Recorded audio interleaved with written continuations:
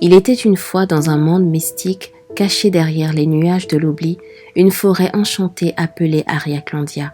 Cette forêt était habitée par des créatures magiques de toutes sortes, des elfes, des fées, des nains et des licornes qui coexistaient en harmonie depuis des siècles. Cependant, au cœur de cette forêt se trouvait un arbre ancien et majestueux nommé l'arbre de l'équité. L'arbre de l'équité était spécial. Ses racines plongeaient profondément dans la terre et ses branches s'étendaient haut dans le ciel, touchant les étoiles. Il était le gardien de l'équité, un symbole de justice et d'égalité pour tous les habitants de la forêt. Sa puissance résidait dans ses feuilles dorées qui brillaient d'une lumière douce et apaisante. Pendant des générations, les habitants d'Ariaclandia avaient vécu en paix et en harmonie, suivant les enseignements de l'arbre de l'équité. Cependant, un jour, une menace mystérieuse apparut. Des ténèbres inexpliquées commencèrent à se répandre dans la forêt, ternissant la lumière dorée de l'arbre de l'équité. Les créatures magiques commencèrent à se méfier les unes des autres et les tensions montèrent. Au milieu de cette obscurité grandissante se trouvait une jeune licorne nommée Luna.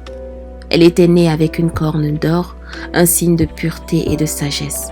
Luna avait toujours admiré l'arbre de l'équité et rêvait de préserver l'harmonie d'Ariaclandia. Elle décida de partir en quête pour découvrir la source des ténèbres et rétablir l'équité dans la forêt.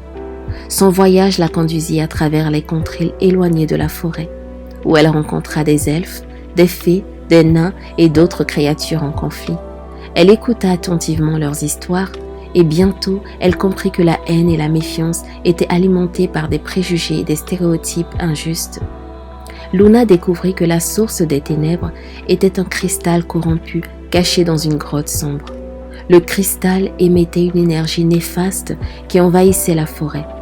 Avec courage, Luna réussit à purifier le cristal en y projetant la lumière de sa corne d'or, ramenant ainsi l'équité dans la forêt. De retour à Ariaclandia, Luna partagea son aventure avec les habitants et rappela les enseignements de l'arbre de l'équité. Elle leur expliqua comment les préjugés et le racisme étaient les véritables ennemis de la paix et de l'harmonie. La forêt comprit que la diversité de ses habitants était sa plus grande richesse et ils jugèrent de protéger cette harmonie.